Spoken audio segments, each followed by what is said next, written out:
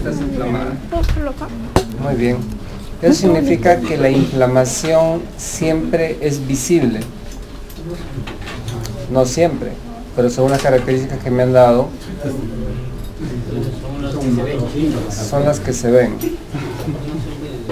Entonces, puede haber inflamación sin que se vea. Todo se ve. Hay una inflamación. Según la definición que ustedes me están dando, se ve. ¿Cierto? Le pregunta a su compañera, ¿estás inflamada? Me dice, no sé. Pero si se ve, quiere decir que ya no se revisa. ¿Cómo sabríamos en este momento si tenemos un proceso inflamatorio? Dolor. Entonces, si te duele algo, no te duele, no estás inflamada. Bajo ese punto de vista sería muy sencillo. Y le bastaría al médico simplemente preguntarle al paciente, ¿te duele algo? ¿Te quema algo? ¿te pica algo? ¿Cierto? Entonces listo, váyase a su casa, está sano. Pero no es tan sencillo realmente. El proceso inflamatorio, que aparentemente debería ser algo visible, muchas veces no lo es, y puede ser el inicio de complicaciones bastante serias. Pero bueno, habría que entender primero a qué se refiere ese proceso inflamatorio. ¿Qué cosa es para ti inflamación? Una reacción del organismo, ¿ya? ¿A qué?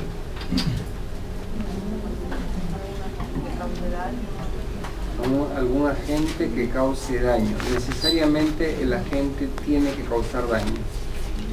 O sea, no podría haber un agente que no cause daño y que te provoque inflamación.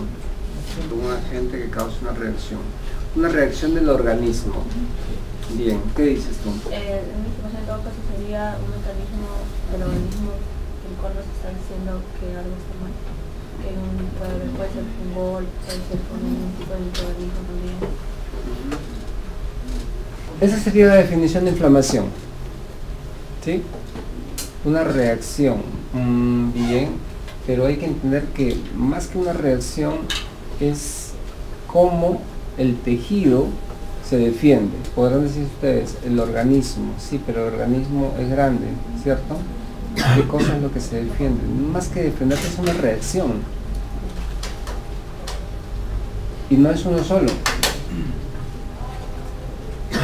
Por eso que es un conjunto de mecanismos.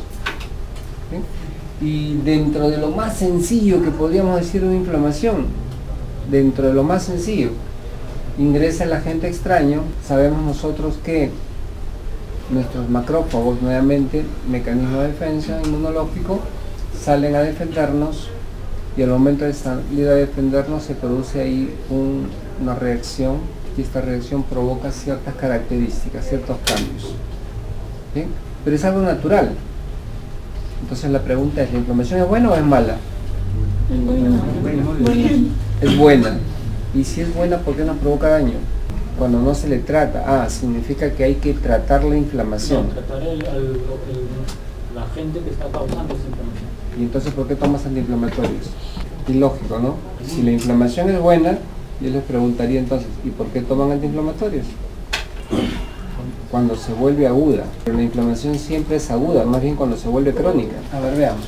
¿Correcto? Es una respuesta, muy bien. ¿Ante qué? ¿Ante algo extraño? No necesariamente. ¿Sí? No necesariamente. Sí tiene que haber un agente agresor, definitivamente. Pero ese agente agresor puede ser múltiple. Irritantes, calor, salen ustedes primer día de verano, abre mucho sol y se van a la playa, se tiran con la panza arriba a broncearse, ¿cierto? Y después, cuando pasaron las horas, se dan cuenta que están como un camarón. Eso es inflamación. Tu tejido ha reaccionado frente a ese agente extraño. Metes la mano al congelador para sacar tu cerveza, ¿cierto? Vas a ver el partido hoy día en la tarde. Entonces vas a sacar tu cervecita, metes la mano al congelador y se te pega la mano adentro. Jalas y después notas que tu piel está completamente irritada. ¿Qué es eso? Inflamación. ¿Y ante qué? Frío extremo. El prurito. A ver, veamos luego qué pasa con el prurito. Es lo mismo que decía tu compañero. ¿sí? Pica como una característica de la inflamación. Veamos luego. Golpe. ¿Quién no se ha dado un golpe? Y después ha estado con su hematoma, ¿no? Llega tarde a su casa, lo están esperando y le meten un zapatazo. Chinchón. Eso es inflamación. Heridas a cada rato. Nos hacemos un corte y luego vemos que ha tomado cierto color, duele. ¿Sí? Y lo peligroso, infecciones, microorganismos.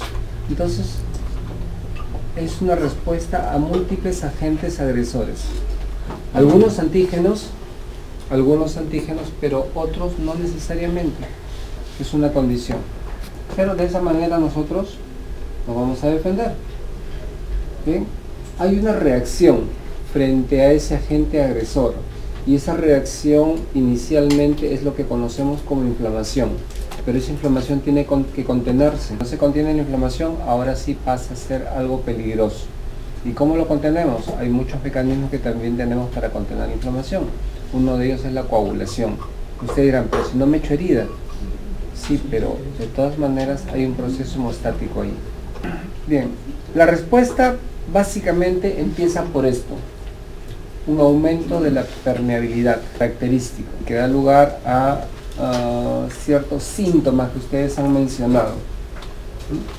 Los signos característicos que ustedes me mencionaron son estos: rubor, tumor, calor y dolor. Es lo que conocemos como características de la inflamación. Ojo, no necesariamente y no siempre son visibles, no siempre van a ser visibles. Veamos si lo entendemos de esta manera. ¿Bien? Y pongamos como ejemplo lo que sucede con el ingreso de microorganismos. Hay una lesión, ingresan los microorganismos. ¿Qué es lo primero que tiene que suceder ahí? Liberación de histamina. ¿Por qué tendría que liberarse en ese momento la histamina? Ah, correcto, me estás hablando de interleuquinas, me estás hablando de histaminas. Te preguntaría yo, ¿quién libera la histamina? ¿Dónde está la histamina, en otras palabras? Ah, interesante. Ojo, está en los macrófagos. Perfecto. Pero la pregunta que les hice fue, ingresaron los microorganismos. ¿Qué es lo primero que va a ocurrir allí?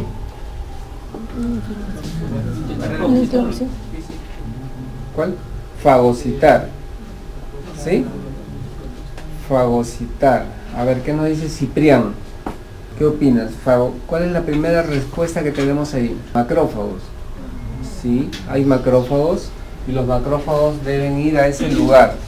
¿Correcto? Esa sería nuestra primera respuesta. Pero, algo importante, esos macrófagos ya llegaron y ahora, obviamente, se los comen. Fagocitosis. ¿Nadie recuerda? A ver, creo que el ejemplo fue contigo.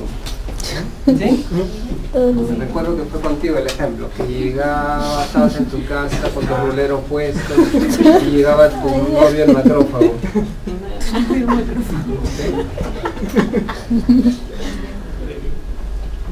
¿Te acuerdas o no? Ya tuviste de tu novio. ¿Te acuerdas que tu novio el macrófago llegaba con ganas de comerte, pero te encontró con ruleros y salió corriendo? ¿Sí? ¿Qué hiciste? Se fue a cambiar, se fue a bañar, se pintó. ¿Sí? Y ahora sí. Ahora sí, al macrófago le da ganas de comer. ¿Cómo se llamaba eso? ¿Fagocitar? No, era una manera de opsonización. Opsonización, claro, es lo primero que tiene que suceder, la opsonización. La opsonización, sí, necesitaba de dos mediadores. Uno, que podían ser los anticuerpos previos, si es que habían, ¿no? Memoria, tipo IgG, si es que habían anticuerpos previos, entonces estos anticuerpos opsonizaban. Pero si no había anticuerpos previos, ¿quién se encargaba de la opsonización? El complemento. Pero tiene necesariamente que haber opsonización, si no el macrófago no reconoce al antígeno. Muy bien, ya ocurrió la opsonización. Entonces, ahora sí, ese macrófago está listo para fagocitar. Y lo hace. El macrófago se acerca y empieza a hacer su trabajo, fagocitosis.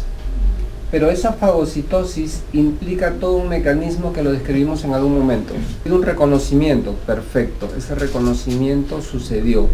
Ojo, luego vamos a ver que ese reconocimiento es muy complicado, porque de repente ya lo han visto en inmunología. Bien, pero ese reconocimiento es muy complicado. Sucede el reconocimiento y el macrófago emite sus pseudópodos y engloba a este antígeno. Lo incorpora dentro de una vacuola. Un lisosoma se fusiona con la vacuola, forma un fagolisosoma. Y ahora ese lisosoma vierte enzimas hidrolíticas dentro de esa vacuola. Allí se produce un estallido químico muy importante, óxido nítrico. Y ese estallido lleva a la producción de ciertos elementos, interleuquinas. Dentro de las interleuquinas más importantes que se producen en ese momento están la interleuquina 6, la 1 y el factor de necrosis tumoral. Estas son consideradas las interleuquinas inflamatorias. ¿Y qué sucede con estas interleuquinas? Sirven como una señal, un llamado. ¿Y a quién llaman? Pues necesitan ayuda. Esos macrófagos no son suficientes para destruir el antígeno. Entonces llaman a los compañeros. Señales de alerta. Esas señales suponen que mastocitos degranulen. Y los gránulos que se liberan son los gránulos de histamina. Ahora sí, recién está la histamina. Pero ojo, para que se pueda liberar, tiene que haber una señal, interleuquinas inflamatorias. Esas interleuquinas inflamatorias provocan cambios a nivel de la membrana vascular, cambios muy importantes. Tienen que hacerla más permeable. Por acá circula sangre y con esta sangre están los elementos formes, macrófagos o leucocitos, hematíes, plaquetas, los que van a participar en esta respuesta inflamatoria, pero están aquí atrapados, ¿no es cierto? Tienen que pasar al otro extremo y para ello tienen que haber cambios en la permeabilidad. Esos cambios y los gránulos de histamina que provocan una vasodilatación inicialmente hacen que los macrófagos puedan ingresar. Pero ojo, conforme van ingresando, observen, plaquetas, complemento, proteínas pasan al tejido. Y esos cambios son importantes porque son los que van a dar lugar a las características de la inflamación. ¿Qué sucedía? Dolor, una característica. Ah, muy bien. ¿Por qué se produce el dolor? Porque hay líquido que pasa al tejido. Y líquido en el tejido significa edema, hinchazón, tumoración, como le queramos llamar. ¿Bien? Pero ¿qué más?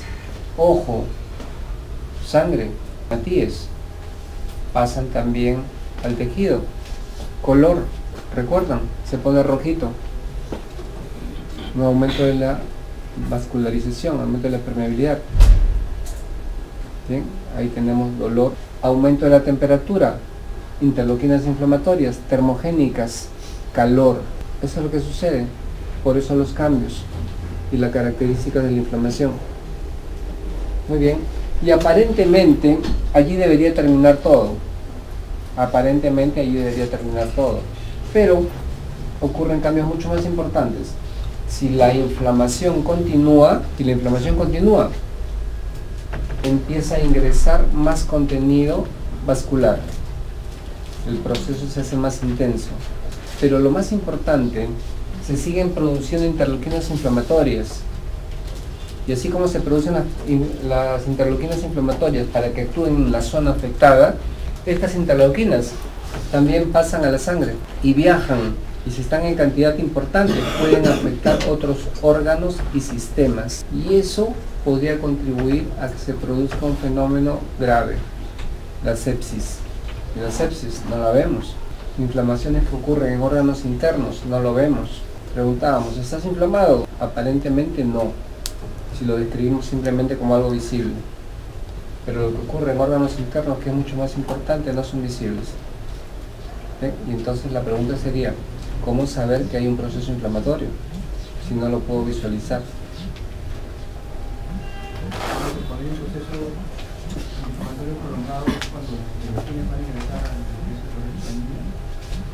Si el proceso inflamatorio es intenso, a ver, veamos nuevamente. Recuerden ustedes que hasta aquí se ha producido interleuquinas inflamatorias y la idea es que esto es bueno, ¿cierto? Esto es bueno. Que se produzcan las interleuquinas inflamatorias es bueno porque nos ayudan a controlar un proceso infeccioso. Estos cambios van a contribuir a que de una u otra manera se destruya el antígeno. Eso va a suceder. Pero si esto continúa, es dañino. Entonces nuestro organismo tiene que controlarlo. Y entonces se producen también interleuquinas antiinflamatorias. Principalmente la interleuquina 1RA. Principalmente esa. ¿Sí? Esa es la antiinflamatoria. Muy bien. ¿Para qué? Para que haya un balance. Y ese balance lleva a que este proceso inflamatorio se detenga y desaparezca. Sí, pues, porque era bueno, pero lamentablemente no puede prolongarse. ¿Bien? Ojo, pero también viene otro problema. Si es que las interleuquinas antiinflamatorias prevalecen ahora, también es dañino. Ambos extremos son dañinos. El proceso inflamatorio o el antiinflamatorio, si uno de los dos predomina, son dañinos los dos. Tiene que haber un balance. A ver, luego estamos adelantando para que me entiendan que tiene que haber un balance, ¿correcto? Entonces alguien más tiene que mediar ese proceso. Y ese proceso, bueno, te adelanto algo, ese proceso también lo hacen los leucocitos. Estos macrófagos también producen las interleuquinas antiinflamatorias. Hasta ahí. ¿Otra pregunta? Miren, ¿se dan cuenta qué tan fácil es controlar un proceso inflamatorio si lo hace nuestro propio organismo? Debería ser fácil. Y si es así tan fácil, ¿por qué tomamos antiinflamatorios? Por el desbalance. Podría ser. Muy bien. Pero también se dan cuenta que la terapia más sencilla para un proceso inflamatorio estaría acá, ¿cierto? Si obligamos a que a estos leucocitos produzcan las interleuquinas antiinflamatorias, ese no sería un buen tratamiento y el mejor. En algún momento comentábamos de una terapia con factores de crecimiento plaquetario, creo, si lo recuerdan, que decíamos que se utilizaba en regeneración celular, que inclusive se la utilizan ahora mucho para la estética femenina, para cubrir las arrugas, la calvicie. Es muy utilizado, simplemente salió de la fisiología. También hay un tratamiento muy importante que se hace ahora utilizando interleuquinas antiinflamatorias. Hay situaciones que son muy complicadas, una artritis reumatoide, y sin ir tan lejos, problemas deportivos. El famoso codo de tenista, ¿sí? Es una entidad inflamatoria, el tenista en esta posición inflama y es una degeneración crónica que lleva a que deje de hacerse deporte. Con ese tratamiento es reversible totalmente. No es caro. ¿Qué se hace? Se les trae sangre al mismo paciente y se obliga a los leucocitos a que produzcan interleuquinas antiinflamatorias. Sulfato de cromo. El sulfato de cromo induce la activación y la producción de estas interleuquinas. Entonces se trae la sangre con perlas que contienen sulfato de cromo. Los leucocitos se adhieren a estas perlas y empieza la emisión de las interleuquinas. Después de una incubación prolongada, se separa el suero, que es rico en ese momento en interleuquinas antiinflamatorias. Se licota y se le inyecta directamente en la zona. Infiltración. Suficiente. El proceso inflamatorio cede y la persona con una terapia adecuada vuelve a hacer sus actividades. ¿Qué tiene de caro? ¿Y saben qué? Lo raro es que esa terapia es más utilizada en animales que en humanos. Por ejemplo, los caballos de carrera, ¿cierto? Cuando hay un proceso inflamatorio en estos animales, los inutilizan, ya no sirven. Los sacrifican o simplemente los venden porque ya no sirven. Entonces pierden grandes cantidades de dinero. Es por ello que esto se utiliza más en animales. ¿Por qué no en humanos? Podría no utilizarse porque si es autólogo, está en sangre del mismo paciente, no hay complicaciones. Entonces, ¿por qué no se utiliza? Porque simplemente, si es que se utilizara, dejaríamos de comprar los antiinflamatorios. Y esas son ganancias, pues, millonarias para las industrias, cuando la respuesta a muchos de los males están simplemente en la propia fisiología.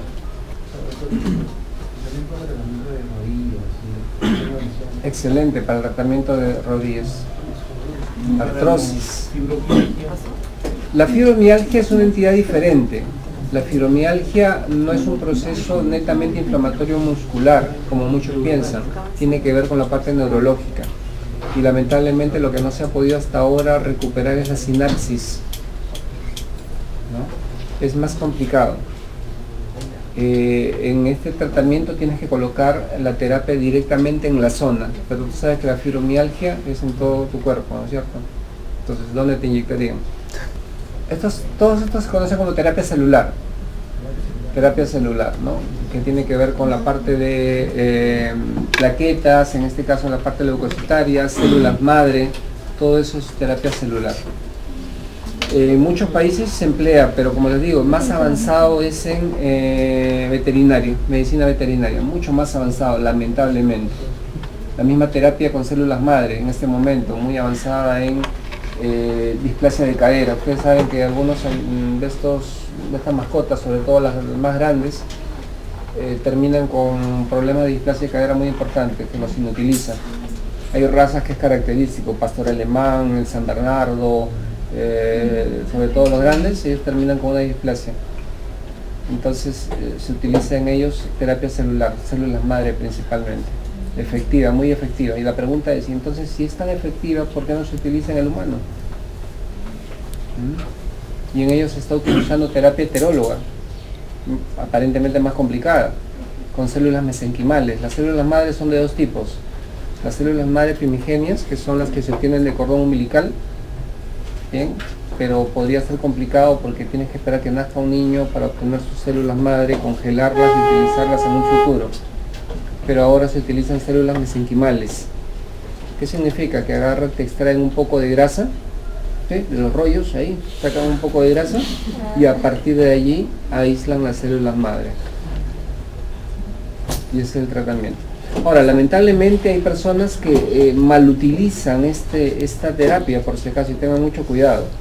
En el caso del plasma rico en plaquetas, por ejemplo, mucho se ofrece, inclusive en esos salones de belleza, ¿sí? Mucho se ofrece, pero ¿qué es lo que hacen ellos? Únicamente le toman una muestra de sangre, separan el plasma y lo que les inyectan es el plasma, pero eso no es concentrado plaquetario. ¿Sí? Sí, hay plaquetas, cierto, hay plaquetas, pero realmente no es un concentrado plaquetario, ¿no? Y más aún, no están activas las plaquetas. ¿Sí? Eso hay que tener cuidado. Lo mismo sucede con las células madre. Lamentablemente hay algunos cirujanos, sobre todo los cirujanos plásticos, que lo que hacen es extraen un poco de grasa del paciente y eso es lo que colocan. Pero ¿hay la seguridad que haya alguna célula madre allí? No necesariamente, porque esto hay que cultivarlo y hay que cosecharlo. Bien, es todo un proceso. Entonces siempre hay que tener mucho cuidado. Si bien es bastante efectiva, mucha gente lo malutiliza,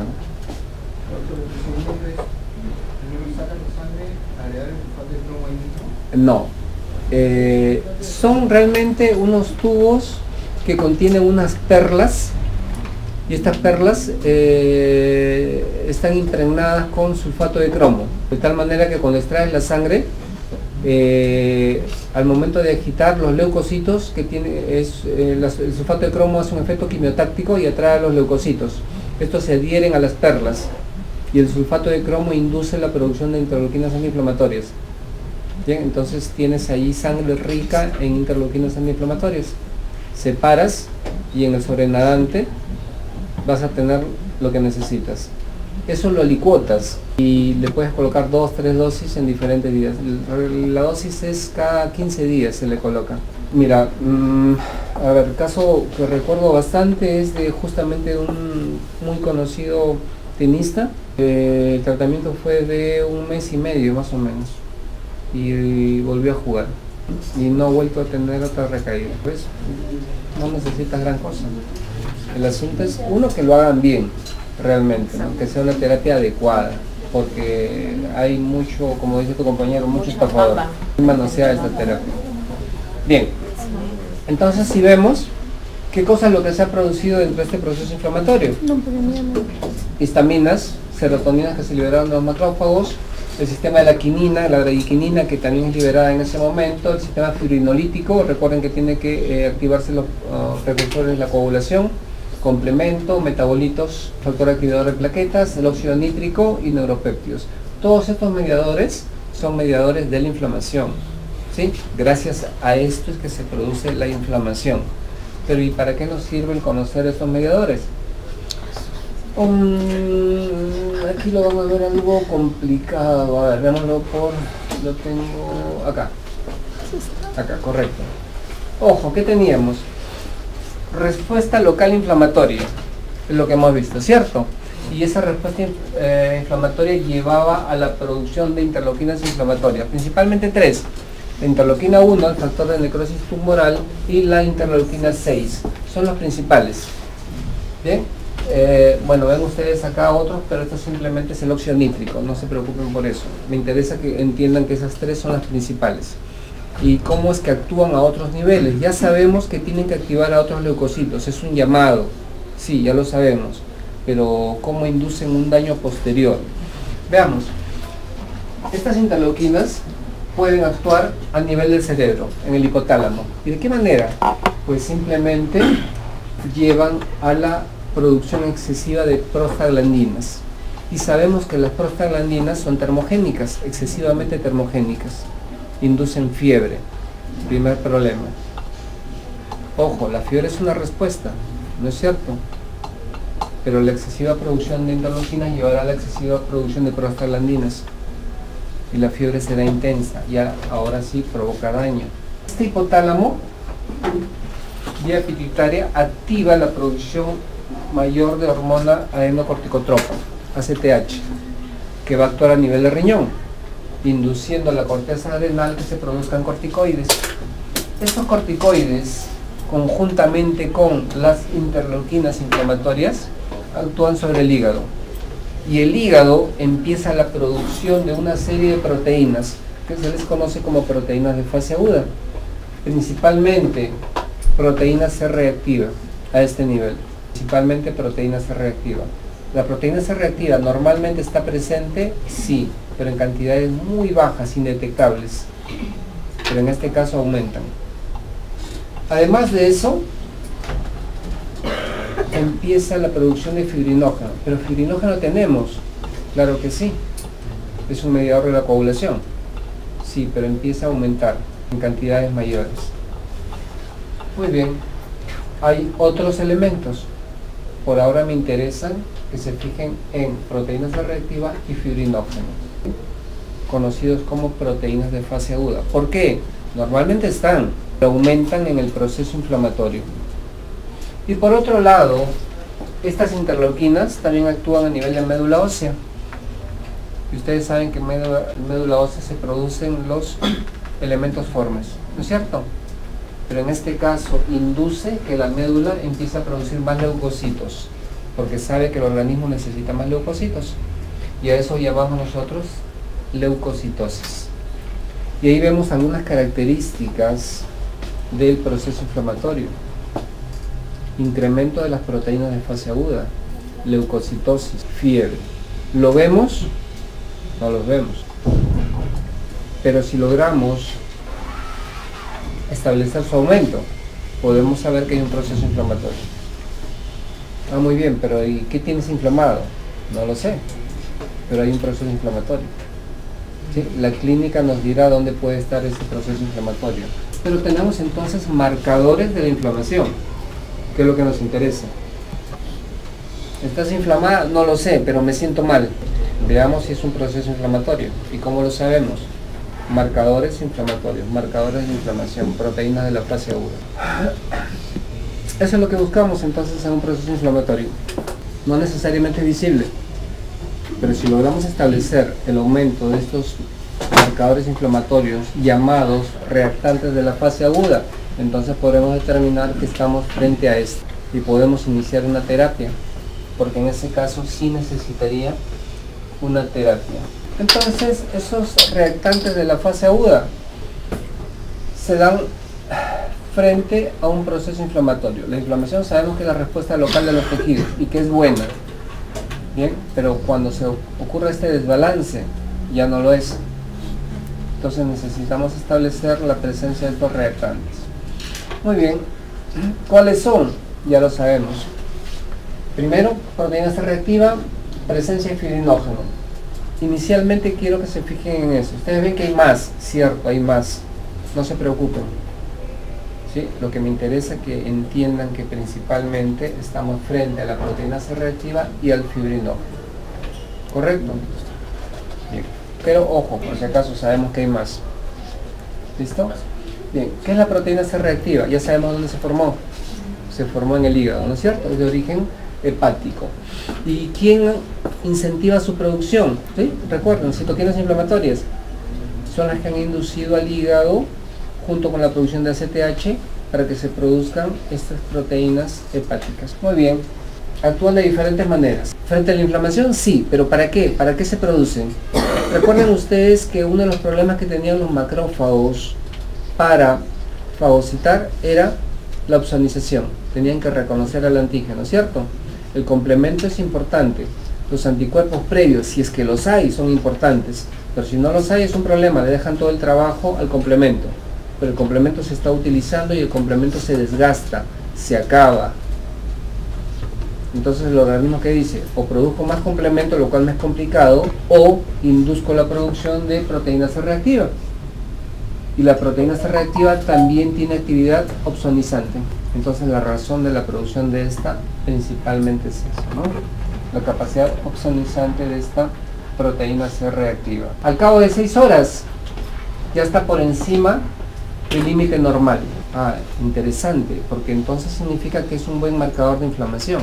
Miren, se produjo la inflamación, yo a las 6 horas ya puedo saber si es que hay un proceso inflamatorio.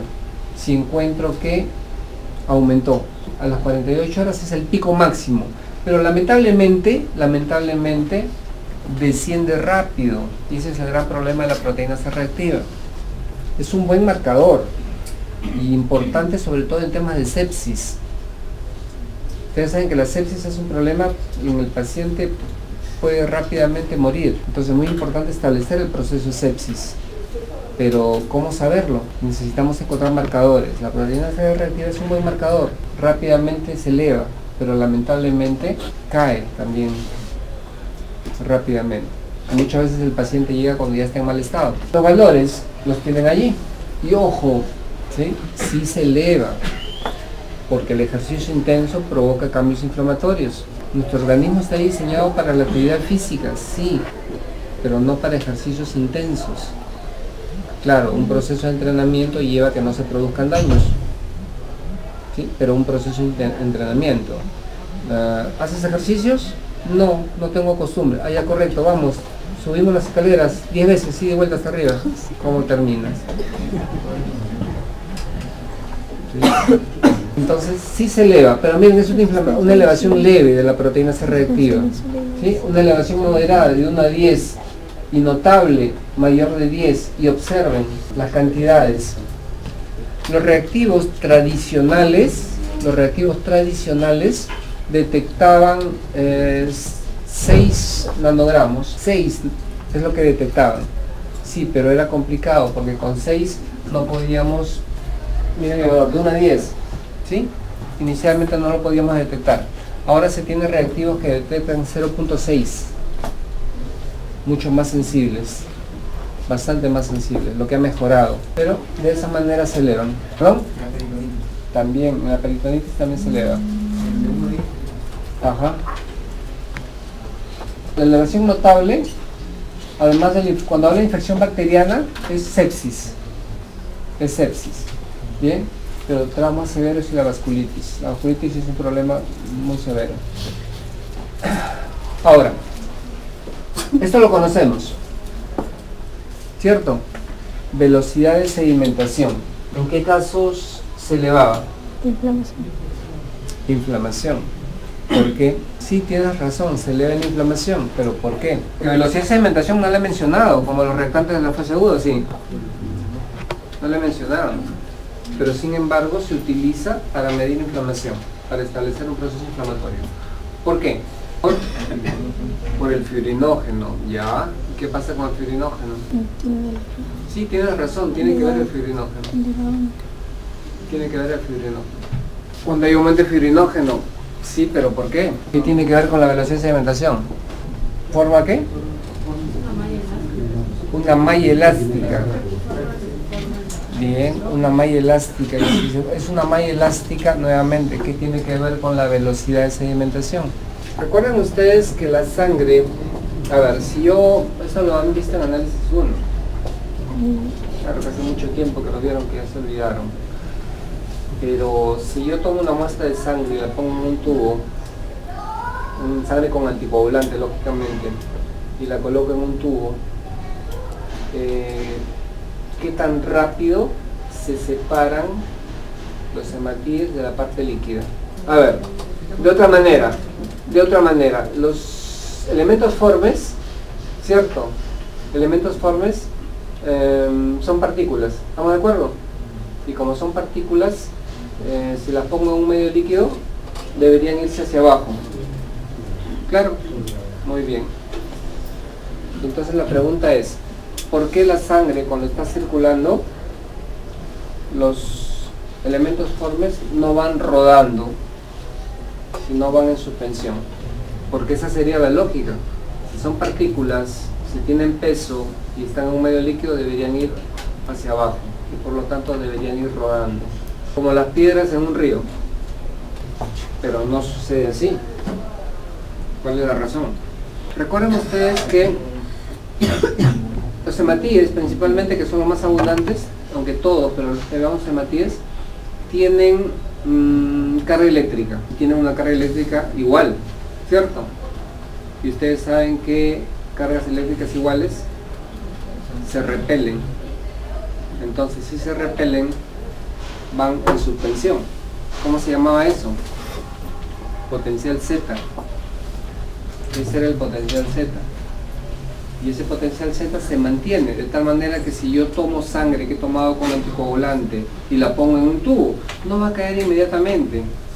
Se va a demorar bastante en caer. ¿Por qué? Porque el potencial Z todavía está activo.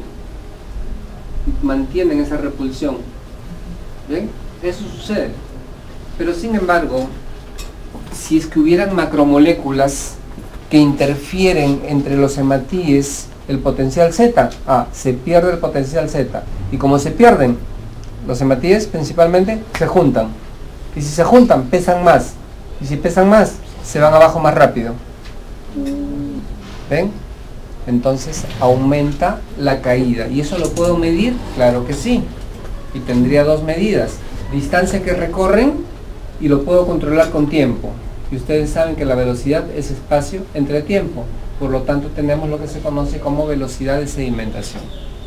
¿Y qué significa? Que si la velocidad de sedimentación está aumentada, está aumentado la macromolécula. ¿Y saben quién era esa macromolécula? El fibrinógeno. Entonces si está aumentada la velocidad de sedimentación, está aumentado el fibrinógeno. Y si está aumentado el fibrinógeno, ¿qué significa? Inflamación. Y entonces tenemos el otro marcador.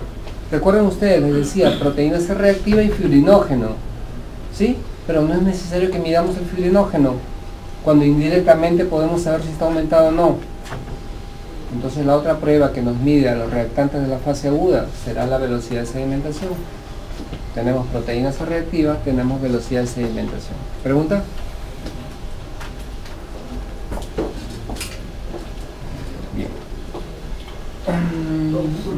Sí. ¿Cuál? La velocidad de sedimentación. Recuerden ustedes, a ver, primero, si yo quiero medir velocidad, ¿qué unidades necesito? Necesito espacio y necesito tiempo, ¿cierto? Tengo este espacio, pongo a estas dos señoritas acá y controlo tiempo. ¿Y a quién llega primero allá? La que llega primero es más veloz, ¿sí? Entonces puedo tener velocidad si tengo dos parámetros, espacio y tiempo. Muy bien. Tengo un tubo que tiene una graduación. Coloco la sangre en un punto de partida y controlo el tiempo, 1 hora. Y en 1 hora determino cuánto bajó los hematíes, ¿cierto? Cuanto más avancen, tendrá mayor velocidad. Muy bien, ahora veamos por otro lado, ¿de qué depende esa velocidad? Depende de qué tanto caiga. Perfecto, ¿y por qué caen? Porque se pierde el potencial Z. Los hematíes normalmente tienen una carga eléctrica igual, por lo tanto se repelen. Eso se llama potencial Z. No se pueden juntar, se repelen. Perfecto, pero si una macromolécula pasa por donde están ellos, pierden el potencial, pierden la carga. Y por lo tanto ahora sí se juntan, y si se juntan pesan más, y si pesan más se van abajo más rápido, y si caen más rápido significa que aumenta la velocidad, ¿no es cierto? Son más veloces. Muy bien, cuanto más veloces sean significa que hay más fibrinógeno, y cuanto más fibrinógeno haya significa que hay más inflamación. Entonces, la velocidad de sedimentación es un reactante de la fase aguda. Claro que sí, porque indirectamente me está midiendo fibrinógeno. Muchos métodos para medir velocidad de sedimentación, eso lo han visto ustedes, ¿no? El más conocido de Western Green, el de Winthrop. Bien. Es diferente en varones y mujeres, lógicamente. Siempre es un poco mayor en mujeres, pero hay que tener en cuenta que también hay algunas causas fisiológicas que pueden elevar. El embarazo, por ejemplo, es una causa fisiológica. Naturalmente en el embarazo también aumenta el fibrinógeno, eso es natural. Bien, y puede aumentar también la velocidad de sedimentación. Entonces hay causas fisiológicas que podrían llevar a ello, pero también hay causas patológicas, ¿no? Y cuanto más elevada está, es más preocupante porque será una entidad más severa. Bien, el complemento ya hemos visto se consume, entonces la idea sería medir el consumo de complemento. Recuerden ustedes que el complemento se utiliza para la opsonización, ¿no es cierto? Entonces cuando más complemento se consuma significa que hay mayores problemas, ¿no? Entonces la idea es medir el complemento. Hay procesos inflamatorios clásicos y característicos. Uno de ellos es la artritis reumatoide. La artritis reumatoide es un problema inflamatorio. Eso es la artritis reumatoide. Pero ¿por qué se da la artritis reumatoide? Sabemos que tenemos nosotros anticuerpos normalmente, ¿cierto? ¿Qué pasa? ¿Reconocemos a nuestros anticuerpos? Sí, reconocemos a nuestros anticuerpos. ¿O no? Sí. Claro, porque son propios. Son nuestros anticuerpos, tenemos que reconocerlos. ¿Y qué pasa si yo, por ejemplo, a tus anticuerpos los disfrazo? Se atacan ellos mismos. No los reconocen. Y si no los reconocen, Se atacan ellos mismos. ¿qué pasaría? Si no los reconocen, ¿qué pasaría? Lo atacarían. Bien, ¿y cómo lo atacarían? Formación de anticuerpos, claro. Formamos anticuerpos contra nuestros anticuerpos. ¿Sí? ¿Y por qué? Porque no los reconocen. ¿Y por qué no los reconocen? Porque cambiaron. Y eso es lo que sucede en la artritis reumatoide. En la articulación, anticuerpos tipo inmunoglobulina G, que son los que siempre van a estar allí, por alguna razón se modifican, cambian. Al cambiar, nuestro organismo lo reconoce como extraño. Y como es extraño, formamos anticuerpos contra ellos. Ahora sí, gran problema, porque tenemos anticuerpos que van a actuar contra anticuerpos. Se produce la reacción antígeno-anticuerpo. proceso inflamatorio. ¿Dónde? En la articulación. Y ese proceso inflamatorio crónico en la articulación lleva a un desgaste de esta, la sinovial. Y ese desgaste de la sinovial lleva a una atrofia. Primero artrosis y después artritis.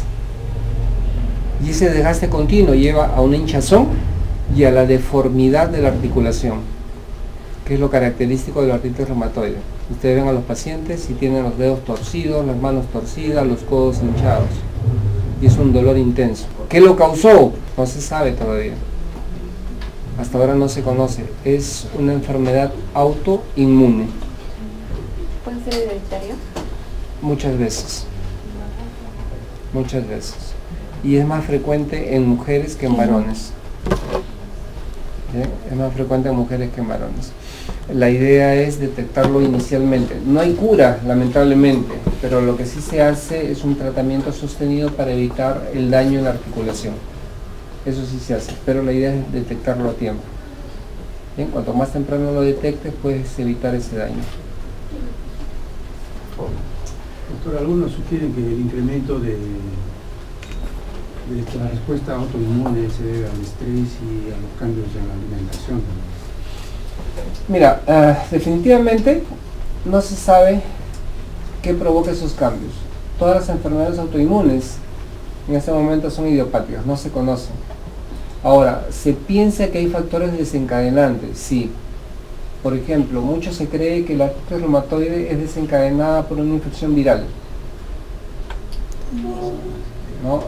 Hay un virus, el virus de Epstein-Barr. Mucho se cree que está asociada a la infección por este virus. Podemos haber tenido una infección por Epstein-Barr y no nos hemos dado cuenta. Es un cuadro catarral, gripal. ¿Bien? Lo confundimos con una gripe clásica. Puede haber sido Epstein-Barr. Algunas veces es más severo, lo que se conoce como mononucleosis infecciosa. Pero se piensa que podría ser el gatillo, el iniciador, pero no está demostrado. Pero es una enfermedad autoinmune. Entonces podemos establecer la presencia de este anticuerpo contra el anticuerpo, ¿cierto? A eso se le conoce como factor reumatoide. Entonces, si encuentro el factor reumatoide, puedo establecer la presencia de artritis reumatoide, que es la idea. ¿Bien? Listo. Entonces entiendan que la inflamación no necesariamente es un proceso visible, no necesariamente, y que si no se controla el desbalance, la inflamación es buena, pero si hay un desbalance entre proceso inflamatorio y antiinflamatorio, es dañino. Tanto la inflamación como la antiinflamación es dañina. Bien, y ese daño puede ser irreversible y nos puede llevar a complicaciones mucho más graves. Un problema multiorgánico, entiendan, si el proceso inflamatorio es intenso, estas interleuquinas inflamatorias pasan a diferentes órganos, ya es un daño multiorgánico. Y si eso está asociado con la presencia de un microorganismo, eso se llama sepsis. Y la sepsis, si no se controla, es fatal. Entonces, estas pruebas nos ayudan a hacer un diagnóstico precoz, en este caso del proceso inflamatorio. Pero también en algún momento nos van a ayudar a hacer un diagnóstico precoz de sepsis. Por ahora estamos viendo pruebas que son las cotidianas, pero hay pruebas que son mucho más específicas de repente. Porque entiendan, vimos que para que se produzca el aumento de proteína C reactiva, para que se produzca el aumento de fibrinógeno, antes tuvo que haber un aumento de interleuquina 6, ¿no es cierto? Ahora se dice, ¿para qué voy a medir estas si puedo medir la de acá, la interleuquina 6? Y eso se hace ahora, hay pruebas para poder medir interleuquina 6. Claro que son algo más complicadas, pero las hay. Hay pruebas para medir factor de necrosis tumoral. Bien, vamos avanzando. Pero primero es entender lo de acá, ¿no? Si no entendemos lo de acá, ¿cómo vamos a irnos de frente a lo otro? Pero yo creo que este es un inicio para que luego ahora ustedes pues investiguen más. Hay mucho para investigar. Y lo otro, entiendan, el campo que tenemos, este conocimiento nos lleva a lo que es tratamiento. Y es la esencia de su carrera. ¿Sí? La esencia de la carrera en farmacia es esa, el medicamento. Pero el medicamento no solamente está en la industria, pues. Miren lo que se utiliza también para tratamiento. Y a veces es más interesante y más útil, pero de repente no da muchos dividendos, ¿no? ¿Preguntas? Nos quedamos ahí entonces.